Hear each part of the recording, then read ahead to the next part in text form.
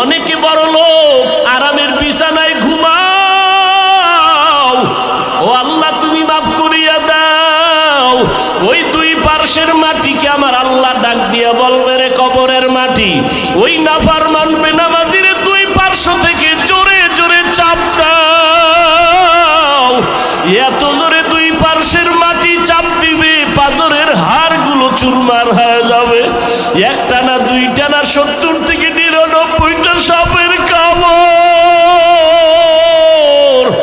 ও যুবকেরা, ও বৃদ্ধ বাবাজিরা, ও পর্দার আড়ালের মারা, ও বোনেরা, ভালো করিয়া বুঝো। 15,500 বছর হয়ে গেল আমার আল্লাহর কোরআনের ভুল কেউ প্রমাণ করতে পারে নাই।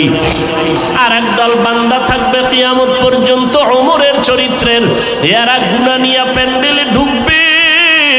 হঠাৎ করিয়া যখন জাহান্নামের ভয় অন্তরে ঢুকবে, তখন পাগলের মতো হয়ে যাবে। আমি কইছিলাম আমার জীবনটাতে এত খারাপ ছিল না, আমি দুনিয়াতে আসছিলাম কত পবিত্র, মা বাবায় কত আদর করেছিল, আমার স্কুলের লেখাপড়ার জীবনটা কত ভালো ছিল, শিক্ষকরা কত আদর করত।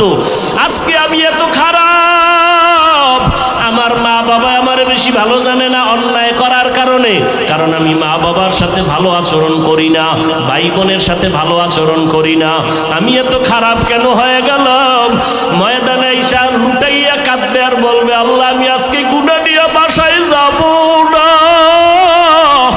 ও আল্লাহ, মরণের বিছানায় গুনাহগার হইয়া শুইতে চাই না রে মালিক। আজকে আমি একা রুমে থাকতে পারি না, ভয় পাই। আর ওই অন্ধকার কবরে একা কেমনে থাকবো? বালিশ নাই, বিছানা নাই, বাতি নাই, অন্ধকার। ও আল্লাহ তুমি মাফ করিয়া দাও। এইভাবে ওমরের চরিত্রওয়ালা মানুষগুলো পাগলের মতো কান্না শুরু করবে। নবী বলেন, কান্না যদি না আসে কান্নার বাহানা করো, আর ডানে বামে যদি কান্নাওয়ালা কাউকে পাও হাত বাড়াইয়া দোয়া চাও। ও কান্নাওয়ালা ভাই, আমার জন্য দোয়া করো, আল্লাহ যেন আমাকে মাফ করিয়া দেয়।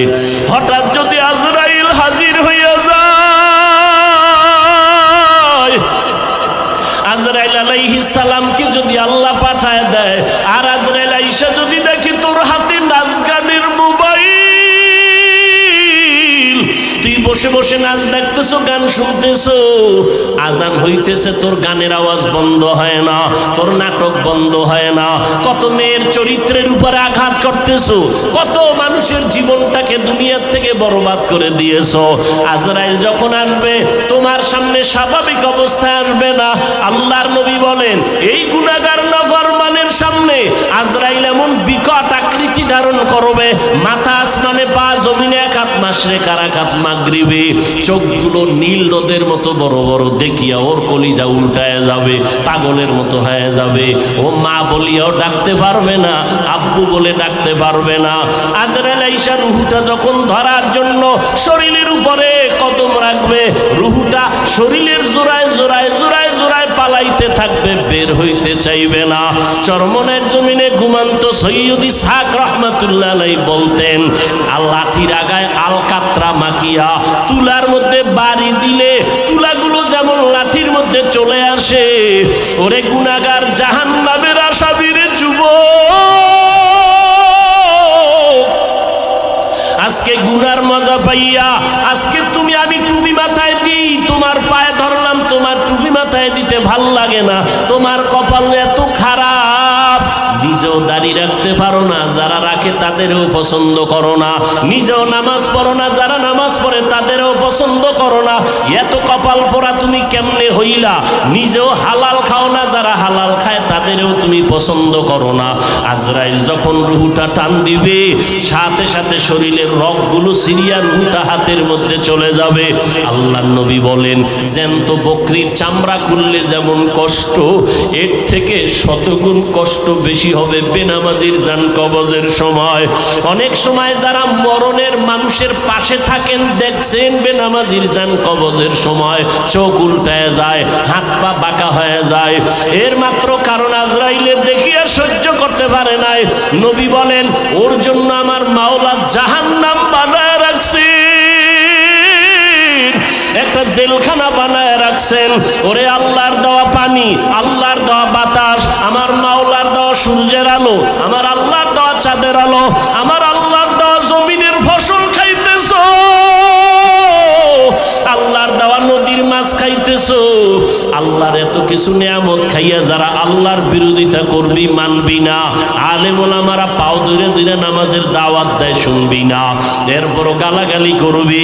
আল্লাহর নবী বলেন, আল্লাহ রাগ করিয়া বলে ফেরেশতা, ওই জাহান্নাম ওর জন্য বানায় রাখছি জেলখানা, আমার হুকুম মানে নাই। সরকারের নজরে আমরা জনগণ সব সমান, কিন্তু এরপরও সরকার জেলখানা বানায় রাখছে, রাষ্ট্রের মধ্যে বালাখানাও বানায় রাখছে। জেলখানা কাদের জন্য? যারা সরকারের আইন অমান্য করবে তাদের জন্য জেলখানা, ওখানে রিমান্ডের মাইর দেওয়া হয়। আল্লাহ বলেন, আমার কাছে সব বান্দা মোহব্বতের, আমি আল্লাহ চাই না কেউ জাহান্নামে যাক। এই জন্য আমি আল্লাহ প্রত্যেকটা রাতের গভীর তৃতীয় ভাগে আমি প্রথম আসমানে আসি, আমি আমার বান্দার গুনাহ মাফ করার জন্য ডাকতে থাকি। আলা মিন মুস্তাগফিরিন ফাগফির আলা, আলা মিন মুস্তারজিকিন ফারজুকা। আমি আল্লাহ পাক ভোর রাত্রে আসি, প্রতিদিন প্রথম আসমানে আমি হাজির হয়ে যাই, আর আমি ডাকতে থাকি, রে গুনাহগারেরা তোরা কই? ওরে শয়তানের ধোকায় পড়িয়া যারা গুনাহ করেছো, ওরে তোর 30, 40, 50, 70 বছর হায়াতটারে গুনাহে যারা কাটাইছো, শয়তানের ধোকায় নামাজ পড়তে পারো নাই, শয়তানের ওয়াসওয়াসায় গুনাহ করেছো, আমি আল্লাহ হাজির, আমার কাছে উঠি একবার আল্লাহ বলিয়া ডাক দাও। আমি আল্লাহ তোমার গুনাহ মাফ করার জন্য হাজির হয়ে গেলাম। ওরে দুনিয়াতে তোমার অপরাধ যদি একটা হয়, এক ধরনের মামলা, যদি তুমি অপরাধ 2 লাইনে করো, 2 লাইনে 2 ধারায় মামলা, অপরাধ যদি 3 লাইনে করো, 3 ধারায় মামলা। এইভাবে কারো বিরুদ্ধে 10টা মামলা 10 ধারায়, কারো বিরুদ্ধে 30টা মামলা 30 ধারায়। 30 ধারার মামলার জন্য 30 বার হাজিরা দেওয়া লাগে এবং রায় 30 রকম হয়। কিন্তু আমার আল্লাহ বলেন, বান্দা তুই জিনার গুনাহ করছো, ধারা একটা, তুই মা বাবার সাথে বেয়াদবি করছো, ধারা আলাদা। কিন্তু আমার মাওলার কাছে এই ধারা কিন্তু গণনা নাই। তুই 30 বছর 50 বছর 70 বছর গুনাহ করিয়া পাহাড় বানাইছো, আরে বান্দা তুই যদি মাথা নত করিয়া একবার আমি আল্লাহকে আল্লাহ বলে ডাক দিয়া বলো, হে মালিক, আমার আমল নামায় গুনার গুনাহ, আমার গুনার কারণে হাত না পাক, আমার চোখ না পাক, আমার জিহ্বা না পাক, আমার অন্তর না পাক, আমার গুনার খবর আমার মা জানে না, আমার ভাই জানে না, আমার অপরাধের খবর আমার ঘরের কেউ জানে না। যদি আমার মা বাবায় জানতো আমি জিনা করি, আমার মা বাবায় লাথি মেরে তাড়ায় দিত। মা বাবা ভাই বোনেরা যদি জানতো আমি চুরি করি, আমার কেউ ভালো জানতো না। ও আল্লাহ, তুমি জানো, তুমি দেখছো, এরপরেও রাগ করিয়া পানি বন্ধ করো নাই, খানা বন্ধ করো নাই, গুনার কারণে রাগ করি আমার সম্মানের চেয়ার থেকে তুমি ফালাইয়া দাও নাই, গুনার কারণে তুমি রাগ করিয়া বাতাস বন্ধ করো নাই, গুনার কারণে বেজার হইয়া তুমি সূর্যের আলো চাঁদের আলো বন্ধ করো নাই। ও আল্লাহ, আজকে আমি তোমার কাছে আসছি ক্ষমার জন্য। আল্লাহ বলেন, বান্দা তুই একদিন আর 2 দিন না, বছর বছর 70-80 বছর গুনাহ করিয়া বিশাল বড় পাহাড় নিয়ে যদি আমি মাওলার কাছে মাথা নত করিয়া মাসির মাথা বরাবর 1 ফোঁটা চোখের পানি ছেড়ে দিতে পারো, আমি আল্লাহর কাছে যদি দিলটা নরম করে মাওলারে ডাক দিয়ে বলো, আল্লাহ আর গুনাহ করব না, ওই জাহান্নামের আগুন সইতে পারবো না রে মালিক। ওরে ঘরের মধ্যে ঘুমাইতে গেলে মশারি টানায় ঘুমাই, মশার কামড়ে ঘুমানো যায় না। ও আল্লাহ, গুনাহ নিয়ে কবরে গেলে যে আযাব হবে সহ্য করতে পারবো না, কই পাবো মশারি?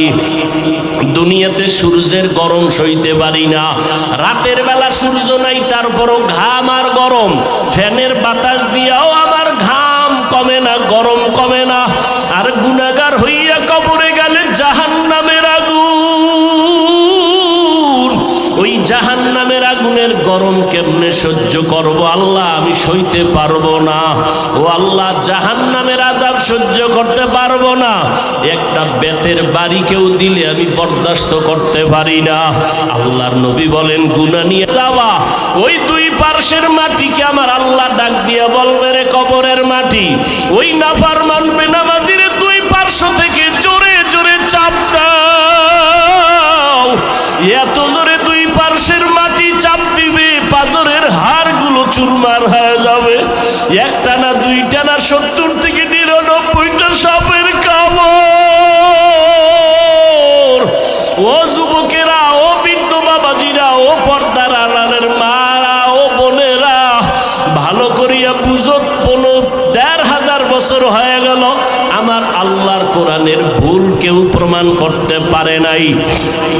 আজকেও যদি কোরআনের একটা ভুল কেউ বের করতে পারো রে বাবা, আমরা এখন দাড়ি কেটে ফেলবো, নামাজ বন্ধ করে দিব, প্যান্ট শার্ট টাই লাগাবো, কিন্তু আজও পর্যন্ত কোরআনের ভুল কেউ বের করতে পারে নাই। পারছে? বরং কোরআনের ভুল বের করতে গিয়া বহু বিধর্মীরা মুসলমান হয়ে গেছে, হয় নাই? মুসলমান হয়ে গেল। আল্লাহর কোরআন বলো, আল্লাহর সাক্ষী রেখে, আল্লাহর কোরআন সত্য না মিথ্যা? জবান খুলে বলো, সত্য না মিথ্যা? এ যুবকেরা জবাব দাও, পায়ে হাত রেখে বলছি। আমিও তো একটা যুবক, আমার মনেও তো চায় গান শুনি, কারণ গুনাহের আকর্ষণ আল্লাহ জন্মগতভাবে সবার মধ্যে দিয়ে রাখছেন।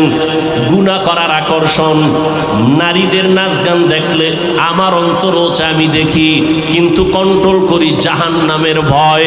টুপি মাথায় দিলে মাথা গরম হয়, তোমার থেকে বুদ্ধি মোটেও কমে নাই। তুমি তো কথা আবল তাবল বলো, আর আমরা 12টা মাস বয়ান করিয়াও তো একটা আবল তাবল কথা বলার চেষ্টা করি না। কোন কথার পরে কোন কথা বলবো এটা আমাকে ডায়েরিতে লেখাও নাই। মাওলার কাছে ভরসা করে বসছি, কোন কথার পরে কোন কথা হবে আল্লাহ বলাইতেছেন, ওই কথাই বলতেছি। এরে যুবক, আল্লাহর গোলামেরা, ভালো করিয়া বুঝো, তোমাদের থেকে আমাদের মাথা নষ্ট হয় নাই। মনে করিও না আমগো সম্মান কম। বলো, একজনের দাঁড়ায় বলো, তোমরা যারা নবীরে মানো না আর আমরা যারা মানি, নবীর আদর্শ জবাই করেছো, বেঈমানের পা চাটা গোলাম হইয়া, চুল কাটিয়া ইন্দুরার বান্দর হয়েছ। আমরা টুপি পরে থাকি 24 ঘন্টা, ঘুমের ঘরে গেল টুপি মাথায় দিয়া বালিশে ঘুমাই। ও আল্লাহর বান্দা, তুমি বলতেছো মাথা গরম হয়, আমিও বুঝি, তারপরও কেন ছাড়ি না? রসুলের মোহাব্বত, দাড়ি রাখলে যৌবনের ভাব চলে যায়, তোমার থেকে কম বুঝি না, এরপরও কেন কাটি না? আল্লাহর আযাবের ভয়। এরে আল্লাহর বান্দারা, নামাজের সময় কি কষ্ট, ফজরের সময় শীতের মধ্যে ওইটা নামাজ পড়া অনেক কষ্ট, ঠান্ডা পানি দিয়েও জুবানাইয়া নামাজ পড়তে কষ্ট, এরপরও নামাজ ছাড়ি না কেন? আল্লাহর আযাবের ভয়। মরণের পরে আযাব হবে, আল্লাহর কোরআনের আয়াত। এরে নবীর উম্মতের দল, তোমাদের থেকে মাথা মতেও নষ্ট হয় নাই। এরপর আবার তুমি একটু দেখো না তাকাইয়া, তোমার ডানে বামে কত যুবক জীবনে মাদ্রাসায় পড়ে নাই, জেনারেল লাইনে পড়েছে, স্কুলে পড়ে, কলেজে পড়ে, চাকরি করে। তোমার মতো যুবক সাক্ষী দাও, 5 বেলার নামাজি আছে না নাই? তুমি বিবেকটাকে প্রশ্ন করো, তুমি কেন পারো না রে বাবা? তোমার আমার মতো যুবক র্যাব, আর্মি, পুলিশ, বিডিআরের চাকরি করে, 5 ওয়াক্ত নামাজ পড়ে, যত কাজ থাক জামাতে পড়ে, তুমি কেন পারো না? একটু জিজ্ঞাসা করো তোমার বিবেকটাকে। তোমার মতো যুবক রাস্তায় গাড়ি চালায়, সময় মতো নামাজ পড়ে, তুমি কেন পারো না? তোমার মতো যুবক শ্রমিকের কাজ করে, হাড় ভাঙ্গা পরিশ্রম করে, রমাজানে একটা রোজাও ভাঙ্গে না, নাই? তুমি কেন রোজা রাখতে পারো না? তারাবি পড়তে পারো না? নামাজ পড়তে পারো না? আসলে কি বলো, এইবার কি দলিল দিবা? এতদিন তো হুজুরদের একটু চাইপা রাখছো, হুজুর পারা যায় না, এখন আমাকে জবাব দাও। তোমার মতো যুবক একই স্কুলে পড়ো, ও নামাজ পড়ে, তুমি পড়ো না। তুমি একই ডিপার্টমেন্টে চাকরি করো, 10 জন নামাজ পড়ে, তুমি পড়ো না। এখন কি জবাব দিবা বলো? এখন জবাব একটাই, তোমার কপাল পুড়ে গেছে, তোমার উপরে আমার আল্লাহ বেজার, তোমার উপরে মা বাবার অভিশাপ। মা বাবা বরদোয়া দিয়ে দিছে, তোমার কপাল পুড়ে গেছে। মোনাজাত তো সবাই দেই, অনেকের চোখে পানি, আবার অনেকের চোখে পানি নাই, কান্না নাই, আর একজন কানতে কানতে বেউসায় যায়, কারণ ওর উপরে মাওলার রহমতের নজর লাগছে, আল্লাহ ওয়ালাদের দোয়া লাগছে, মা বাবার দোয়া লাগছে। চোখের পানি এমনিই বের হয় না। তোমার এই মিরপুর থানায় আসামি ধইরা পুলিশে কি মারা মারে, এরপরও চোখে পানি আসে না, নাই? অথচ ওয়াজের প্যান্ডেলে আল্লাহওয়ালারা ওলামায়ে কেরাম বয়ান করে, 50 হাত 200 হাত দূরে বসে যুবক চিৎকার দিয়ে কান্না করে, একজনারে বেত দিয়ে মারলেও কান্দে না, আর একজনে বয়ান শুনে শুনে কান্না করে। একটু চিন্তা করো, ওরে মারলো কে? এরে যুবক, আমাকে একটু বিবেক দিয়া জবাব দাও, বিবেকের সাথে বেঈমানি করিস না রে যুবক। একই চুলায় রান্না হয় ভাত আর তরকারি, রান্না করার রাঁধুনি আমার মা।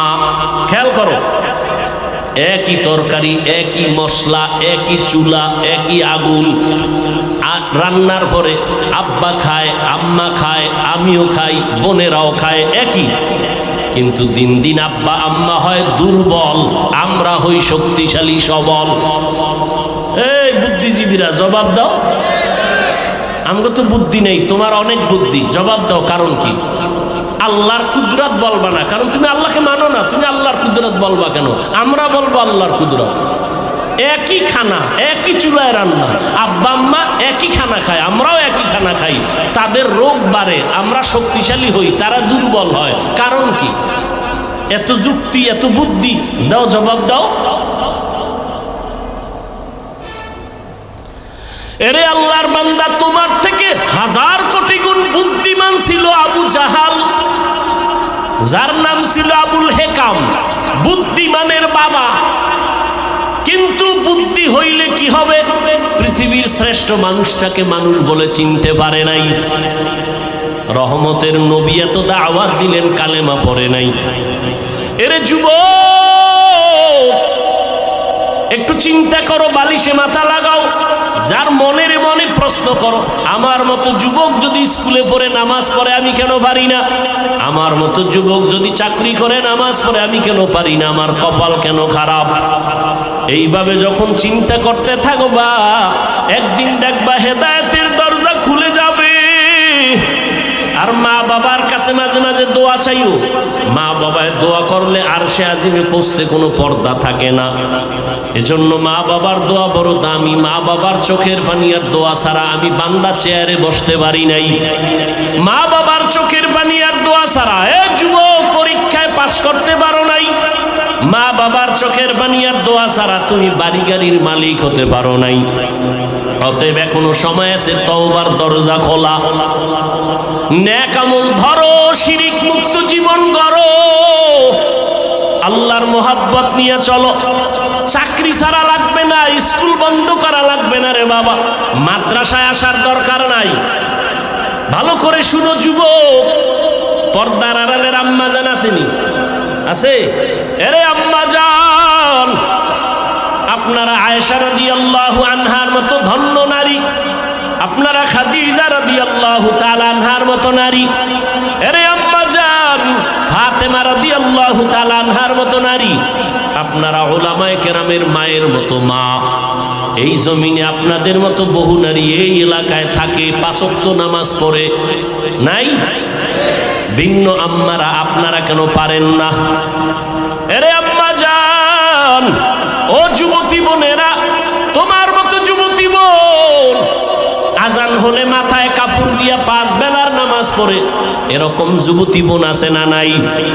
তুমি কেন যুবকের চরিত্র নিয়ে সিনেমিনে খেলো, মোবাইলের মাধ্যমে চ্যাটিং করো? এক আল্লাহর বান্দা বহু দিন হয়ে গেছে বিয়ে করে না। ছোট ভাই একদিন ডাক দিয়ে কয়, বয়স এত বেড়ে গেল ভাইজান, আপনি বিবাহ করেন না কেন? মা বোনেরা ভালো করে শুনেন, যুবকেরাও শুনো বাবা। বড় ভাই ডাক দিয়ে কয়, আমি বিবাহ করব, পছন্দের কোনো মেয়ে পাই না। ছোট ভাই বুঝতে পারছে, মনে হয় যেন সম্ভ্রান্ত পরিবারের মেয়ে লাগবে, একটু টাকাওয়ালা। ডানে বামে খোঁজ দিয়ে এক প্রস্তাব দিল, অমুক বাড়ির মেয়ে বড় ভালো, বড় ভাই বলে না, আমি এ মেয়ে বিয়ে করব না। বলে অনেক সুন্দরী, সুন্দরী চাই না তো কি চাও? হ্যাঁ, বড় ভাই বলে আমি এমন একটা মেয়েকে বিয়ে করতে চাই, আমার সীমানা প্রায় পারাইয়া যাইতেছে, বিবাহের বয়স অনেক আগেই হয়ে গেছে, করি না, কারণ আমি এমন একজন আল্লাহর বান্দি যুবতী মেয়ে চাই। ছোট ভাই বলে কেমন মাইয়া চাও? কয় আমি এমন একটা মেয়ে চাই, যেই মেয়ে আমার স্ত্রী হইয়া আমার হাতটা ধরে আমাকে জান্নাতের ভিতরে ঢুকায় দিবে, আমাকে জান্নাতের পথে নিবে। আর এমন একটা মেয়েকে বিয়ে করব যেই মেয়েটা আমাকে একটা পুত্র সন্তান উপহার দিবে, যেই সন্তানটা উম্মতের জান্নাতের পথ দেখাবে। ছোট ভাই কয় তোমার কপালে বিয়া নাই। চলে গেল। এই বিয়া নিয়ে এখন আর কথা বলে না। কিন্তু বড় ভাই ডাক দিয়া কয় শোন, আমার অন্তরের নিয়ত যদি সঠিক হয়, ইনশাআল্লাহ আমি আজ না কাল এমন মেয়ে পেয়ে যাব, যদি আমার নিয়তে ভেজাল না থাকে। এভাবে ধৈর্য ধারণ করলেন। দীর্ঘ কিছুদিন পরে পার্শ্বে এক এলাকায় চলে গেল, শুনছে ওখানে এক আল্লাহওয়ালা আসছেন, বড় বুজুর্গ, দোয়া করলে কবুল হয়ে যায়। দোয়ার জন্য চলে গেল। গিয়া দেখে হুজুর মসজিদে ওজিফা পালন করে, আমলে আছেন। সালাম, হুজুর আমি অমুক এলাকার এক বান্দা যুবক, আসছি আপনার দোয়া নেওয়ার জন্য। বিবাহ করেছো নাকি? বলে না করি নাই, দোয়া করবেন। হুজুরের সাথে কথা বলতেছে, ঠিক এমন টাইমে পর্দার আড়াল থেকে মসজিদের জানালা দিয়া একটা যুবতী মেয়ে সালাম দিল, আসসালামু আলাইকুম। হুজুর বলে কে? বলে আমি এই এলাকার এক যুবতী মেয়ে। কি চাও? হুজুর একটু দোয়ার জন্য আসছি, আমার আব্বাজান বড় অসুস্থ। তাই নাকি? বলে হ্যাঁ। হুজুর ওখানে প্রায় সময় আসেন, মানুষকে দাওয়াত দেন, মসজিদে আমল করেন, মোটামুটি পরিচিত। এইবার মেয়ে কয় হুজুর দোয়া করবেন, আল্লাহ পাক রব্বুল আলামিন আমার জন্য যেন ভালো একটা পাত্রের আয়োজন করেন।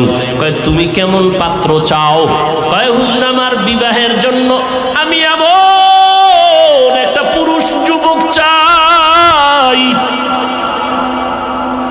যেই যুবক আমার হাত ধরে আমাকে জান্নাতে নিবে এবং আমাকে এমন একটা পুত্র সন্তান উপহার দিবে আল্লাহর দয়ায়, যেই পুত্র সন্তান উম্মতের দায়িত্ব নিয়ে জান্নাতের পথ দেখাবে বাতিলের মোকাবেলায়। হুজুর শুইনা চুপ হয়ে গেলেন। পাশের পুরুষ যুবক ডাক দিয়ে কয় হুজুর বেয়াদবি মাফ করবেন, আমি দীর্ঘ বছরেই লালন করতেছি, কল্পনা করতেছি এমন গুণের মেয়ে আমিও চাই। হুজুর বলে মেয়ের ফ্যামিলি গরিব, আমার গরিব টরিব লাগবে না, আপনি যদি দয়া করে ব্যবস্থা করে দেন আমি আলহামদুলিল্লাহ রাজি হয়ে যাব। আলহামদুলিল্লাহ ব্যবস্থা হয়ে গেল, যুবক যুবতীর সাথে বিয়া হয়ে গেল। এই দুইজনের সংসার শুরু হয়ে গেল। এই যুবক আর যুবতীর দাম্পত্য জীবন সুখময় জীবন। ফজরের সময় ঘুম থেকে একজন যদি উঠতে না পারে, স্ত্রী যদি আগে উঠে, স্বামীকে কয় উঠো, আল্লাহর সাথে একটু মোলাকাতের কথা বলার চেষ্টা করো। অতিও গভীর হয় রজনী যখন, নীরবে প্রভুর নাম জপিও তখন।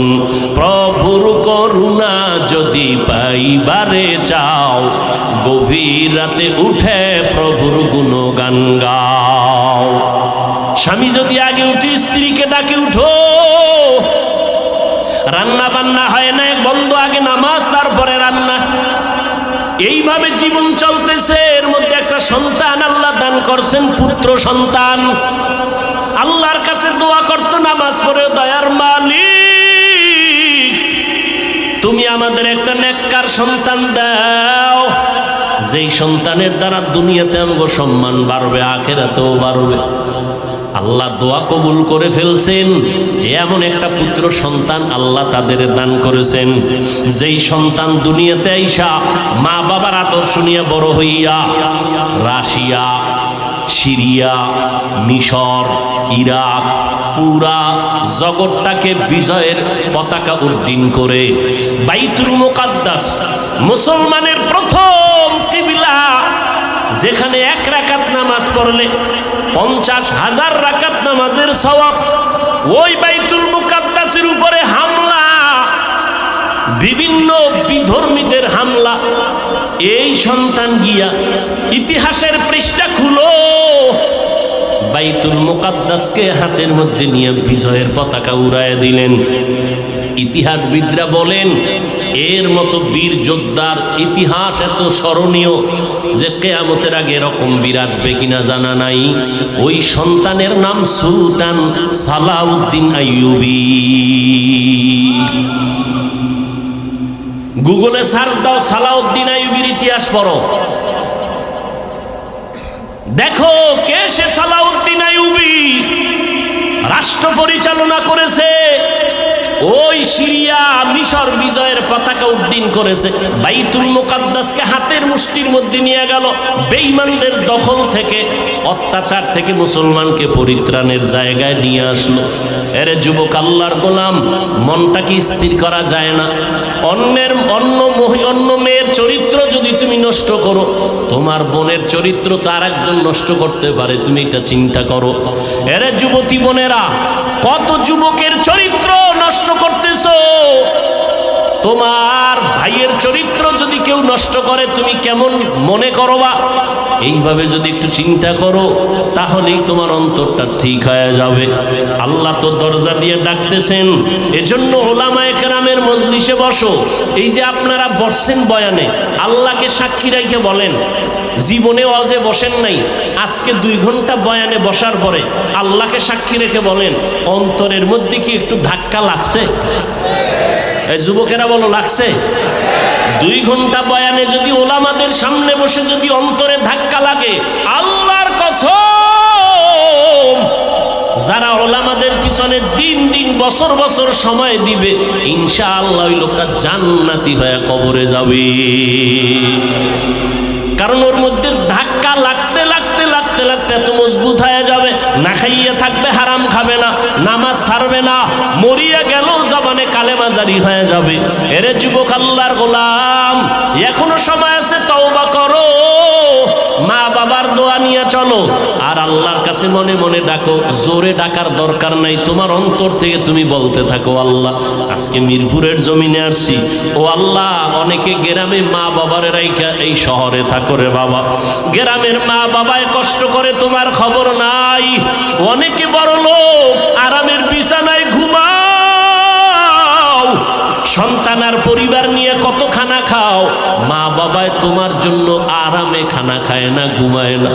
এমন একটা রাত্র নাই যে তোমার টেলিফোন না করে, ও বাবা তোর শরীরের অবস্থা কি, কখন খানা খেয়েছো, কখন ঘুমাইছো। ওই মা বাবারে যারা রাইখা ঘুমাও, মা বাবার দোয়া ছাড়া আগাইতে পারবা না রে যুবক। এখনো সময় আছে, তওবা করে নাও। আল্লাহকে বলো, আল্লাহ জীবনে কম অন্যায় করি নাই, শয়তানের ধোকায় পড়ে আজকে থেকে তওবার নিয়ত করলাম, মরিয়া গেলে যাব, নামাজ ছাড়বো না, বেপরদায় চলবো না, মা বাবাকে কষ্ট দিব না, ওলামায়ে কেরামের বিরোধিতা করে গুনাহগার হব না, মোবাইলের মাধ্যমে গুনাহ করব না, লেখনির মাধ্যমে গুনাহ করব না, চোখের চাহনির মাধ্যমে গুনাহ করব না, মা বাবার দোয়া নিয়ে সামনে আগাবো, নবীর তরিকা মতো চলবো। আমার মতো স্কুলে পড়ুয়া যুবক যদি নামাজ পড়ে, আমি কেন পারবো না? ও আল্লাহ, আপনি তৌফিক দান, আজকে থেকে নামাজ ছাড়বো না। বাসায় গেলে মাকে গিয়া বলবা, মা তুমি আমার মাথায় হাত দিয়া দোয়া করে দাও। আজকে ময়দানে কত আল্লাহর বান্দারা কানলো, আমার চোখে পানি নাই, মা গুনার কারণে বুঝি আল্লাহ বেজার, তুমি দোয়া করিয়া দাও। মা যদি দোয়া করিয়া দেয় তাহলে তোমার কপাল খুলিয়া যাবে। তুমি ডাক্তার হও বাধা নাই, ইঞ্জিনিয়ারিং পড়ো বাধা নাই, প্রফেসর হও বাধা নাই, সাংবাদিক হও বাধা নাই। তবে অনুরোধ, আদর্শ নিয়ে চলো মদিনার আদর্শ। সময় মতো নামাজটা পড়ে নিবারে বাবা। মুরব্বীদের সামনে কোনো ভালো খারাপ আচরণ করবা না, ওলামায়ে কেরামের বিরোধিতা করে গুনাহগার হবা না, দেশের বিরুদ্ধে জাতির বিরুদ্ধে কোনো ষড়যন্ত্র করবা না। আল্লাহর আযাবের ভয় নিয়ে তুমি তওবা যদি করতে পারো, এক ফোঁটা চোখের পানি ছাড়তে পারো, আল্লাহ মুহূর্তে তোমার তওবা কবুল করে নেবেন, জীবনের গুনাহগুলো মাফ করে দিবেন। ও আল্লাহর বান্দারা, ও পর্দার আড়ালের আম্মা জানেরা, বোনেরা, আল্লাহর কাছে তওবা করেন, জীবনে কারো হক নষ্ট করবেন না, চরিত্রের উপর আঘাত দিবেন না, স্বামীর খেদমতে স্বামীর মালের হক ঠিকমতো রক্ষা করবেন, সন্তানের হক ঠিকমতো আদায় করবেন। আপনার সন্তান ডাক্তার হবে আলহামদুলিল্লাহ, আপনার সন্তান ইঞ্জিনিয়ার বানাবেন আলহামদুলিল্লাহ, তবে অনুরোধ, বেয়াদব বানাবেন না। আপনার সন্তানের আচরণে যেন ওলামায়ে কেরাম কষ্ট না পায়, আপনার সন্তানের ব্যবহারে যেন এলাকার মুরব্বীরা কষ্ট না পায়, আপনার সন্তানের কারণে আপন বন্ধু বান্ধবরা যেন কষ্ট না পায়, বরং আপনার সন্তানকে এমন আদর্শ দিয়া যাবেন, সন্তানের ব্যবহারে সবাই দোয়া করবে, খুশি হয়ে যাবে, দিলে শান্তি লাগবে। এমন একটা সন্তান আদর্শ ডাক্তার বানায় যান, আদর্শ ইঞ্জিনিয়ার বানায় যাবেন। ও যুবকেরা, জবানকে হেফাজত করো, আল্লাহর কাছে বলতে থাকো, আল্লাহ তুমি মেহেরবানি করে আমাকে কবুল করে নাও। আল্লাহর কাছে ব্যবসায়ী ভাইরা, ব্যবসার জায়গায় বসি আমার আল্লাহর হুকুম মতো চলেন, নামাজটা ঠিক মতো পড়েন, দেখবেন অল্প টাকায় বরকত অনেক বেশি হবে। কাস্টমারের সাথে খারাপ আচরণ করবেন না, ধোঁকা দিবেন না। আল্লাহর কাছে এভাবে বলতে থাকেন, আল্লাহ যেইভাবে ব্যবসা করলে দুনিয়াতে শান্তি পাবো, সম্মান বাড়বে, আখিরাতে নবীজির সাথে জান্নাতে থাকতে পারবো, ওইভাবে ব্যবসা করার তৌফিক দাও, মানুষের সাথে ভালো আচরণ করার তৌফিক দাও। তুমি তৌফিক না দিলে সম্ভব হবে না। এইভাবে তওবার নিয়ত যদি অন্তরে থাকে, তবে একটা চিরচরিত সত্য কথা, আবু জাহাল 9 বছর দেখলো, বয়ান শুনলো, নবীর সব কিছু জানলো, এরপরও কালেমা পড়লো না। অন্যদিকে ওমরের মতো বান্দা নবীর গর্দান কাটতে আসিয়া কালেমার রশি গলায় লাগাইয়া নবীজির জন্য এত পাগল, নবীর কাছে তওবা করিয়া জান্নাতের টিকিট নিয়ে নিল। এই ওমরের এত সম্মান আল্লাহ বাড়ায় দিয়েছেন। ঠিক কিয়ামত পর্যন্ত আবু জাহাল থাকবে না ঠিকই, কিন্তু আবু জাহালের কঠিন অন্তরের মতো কিছু অন্তরালা মানুষ জমিনে থাকবে। হাজারো বয়ানে তাদের দিলটা নরম হবে না, তওবা নসিব হবে না, বরং বয়ান শুনিয়া বাইরে গিয়া বিরোধিতা করবে, এই সমস্যা ওই সমস্যা, এই ভুল সেই ভুল, আসলে নিজের গুনার কথা একবারও চিন্তা করবে না। আর একদল বান্দা থাকবে কিয়ামত পর্যন্ত ওমরের চরিত্রের, এরা গুনাহ নিয়ে প্যান্ডেলে ঢুকবে, হঠাৎ করিয়া যখন জাহান্নামের ভয় অন্তরে ঢুকবে, তখন পাগলের মতো হয়ে যাবে। আমি কইছিলাম আমার জীবনটাতে এত খারাপ ছিল না, আমি দুনিয়াতে আসছিলাম কত পবিত্র, মা বাবায় কত আদর করেছিল, আমার স্কুলের লেখাপড়ার জীবনটা কত ভালো ছিল, শিক্ষকরা কত আদর করত, আজকে আমি এত খারাপ। আমার মা বাবা আমার বেশি ভালো জানে না অন্যায় করার কারণে, কারণ আমি মা বাবার সাথে ভালো আচরণ করি না, ভাই বোনের সাথে ভালো আচরণ করি না, আমি এত খারাপ কেন হয়ে গেলাম। ময়দানে ঈশা লুটাইয়া কাঁদবে আর বলবে, আল্লাহ আমি আজকে গুনাহ নিয়ে বাসায় যাব না। ও আল্লাহ, মরণের বিছানায় গুনাহগার হইয়া শুইতে চাই না রে মালিক, আজকে আমি একা রুমে থাকতে পারি না, ভয় পাই। আর ওই অন্ধকার কবরে একা কেমনে থাকবো, বালিশ নাই, বিছানা নাই, বাতি নাই, অন্ধকার। দুনিয়াতে আমি অন্ধকারে একা থাকতে পারি না, আমি কেমনে কবরে থাকবো রে আল্লাহ। আমি আর গুনাহ করব না, আর কারো হক নষ্ট করব না। আয় আল্লাহ, হাতের দিয়ে গুনাহ করব না, চোখের গুনাহ করব না, জবানের গুনাহ করব না। ও আল্লাহ, তুমি মাফ করিয়া দাও। এইভাবে ওমরের চরিত্রওয়ালা মানুষ মানুষগুলো পাগলের মতো কান্না শুরু করবে। নবী বলেন, কান্না যদি না আসে কান্নার বাহানা করো, আর ডানে বামে যদি কান্নাওয়ালা কাউকে পাও হাত বাড়াইয়া দোয়া চাও। ও কান্নাওয়ালা ভাই, আমার জন্য দোয়া করো, আল্লাহ যেন আমাকে মাফ করিয়া দেয়। হেদায়েতের মালিক আমার আল্লাহ। কোনো পীরের হাতে হেদায়েতের চাবি নাই, কোনো বক্তার হাতে হেদায়েতের চাবি নাই। আল্লাহ যার সিনাটা খুলে দিবেন সে হেদায়েত নিয়েই চলবে। মরিয়া গেলে দাড়ি কাটবে না, বেপরদায় চলবে না, মা বাবার সাথে বেয়াদবি করবে না, ওলামাদের সাথে বেয়াদবি করবে না, দেশ ও জাতির বিরুদ্ধে ষড়যন্ত্র করবে না। ও আল্লাহর বান্দারা, মুনাফিকি যদি না থাকে, খাঁটি মনে তওবার নিয়ত যদি থাকে, খাঁটি তওবার নিয়ত যাদের আছে তাদেরকেই বলবো একটু দুটো হাত আমার আল্লাহকে দেখাইয়া দাও। আয় আল্লাহ, আমাদের তওবা কবুল করে নেন, আমাদের হাতগুলো কবুল করে নেন।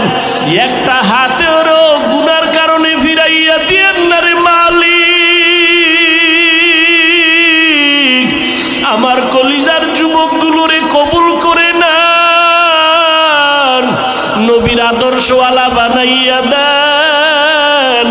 আয় আল্লাহ, গুনার কারণে দিলটা পাথর, চোখে পানি নাই, কান্নাওয়ালা চক্ষু দান করেন আল্লাহ। শয়তানের ধোঁকার থেকে বাঁচিয়ে থাকার তৌফিক দান করেন। মরণ পর্যন্ত সুন্নতি জিন্দেগির উপরে চলার তৌফিক দান করেন। আমিন। আলহামদুলিল্লাহি রাব্বিল আলামিন, ওয়াসসালাতু ওয়াসসালামু আলা সাইয়্যিদিল আম্বিয়াই ওয়াল মুরসালিন ওয়া আলা আলিহি ওয়া আসহাবিহি আজমাইন। ইয়া আরহামার রাহিমিন, ইয়া আরহামার রাহিমিন, ইয়া আরহামার রাহিমিন। রব্বিরহামহুমা কামা রব্বায়ানি সগীরা। আল্লাহুম্মা ইন্নাকা আফুউন কারীম তুহিব্বুল আফওয়া ফা'ফু আন্না। আল্লাহুম্মা ইন্না নাসআলুকা রিযাকা ওয়াল জান্নাহ ওয়া নাউযু বিকা মিন সাখাতিকা ওয়ান নার। আল্লাহুম্মা ইন্না নাউযু বিকা মিনাল বারাসি ওয়াল জুনুনি ওয়াল জুযামি ওয়া সাইয়্যিল আসকাম। ও দয়ার মালিক,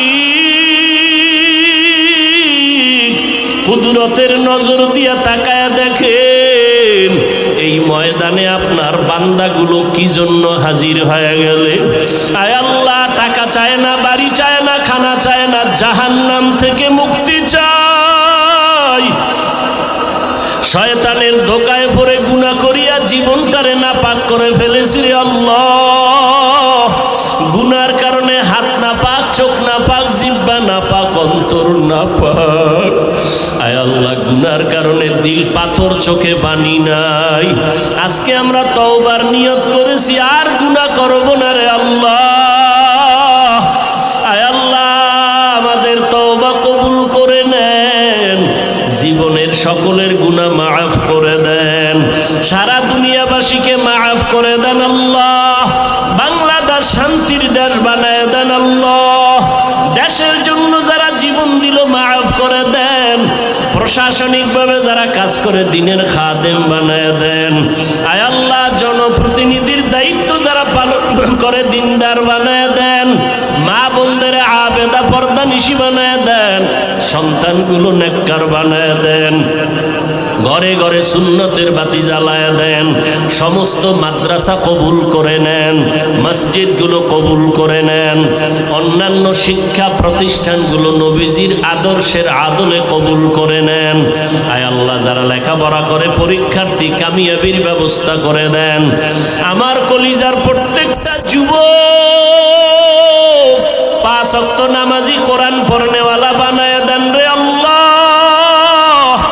মোবাইলের গুনাহের থেকে হেফাজত করেন, মোবাইলের গুনাহের থেকে হেফাজত করেন, মোবাইলের গুনাহের থেকে হেফাজত করেন। আয় আল্লাহ, নবীজির আদর্শওয়ালা জিন্দেগি দান করেন। যারা ব্যবসা করে, কামাই রুজি, ব্যবসা চাকরিতে সবার হালাল ভাবে বরকত বাড়ায়া দেন, হারাম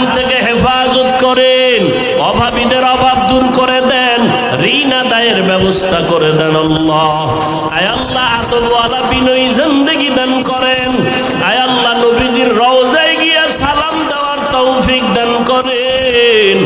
বাইতুল্লাহর গিলাফ ধরে লাব্বাইক বলার তৌফিক দান করেন। আয় আল্লাহ যারা গিয়েছি বারবার যাওয়ার তৌফিক দান করেন। বাইতুল্লাহর গিলাফ ধরলে আর দেশের কথা মনে থাকে না রে মালিক। বারবার মনে চায় হাজিরা দেই। নবীজির রওজায় গেলে আর দুনিয়ার কোনো চিন্তা থাকে না। আয় আল্লাহ যারা যেতে পারে না তৌফিক দান করেন। ঘুমের ঘরেও হলে নবীর সাথে মোলাকাত করাইয়া দিয়েন।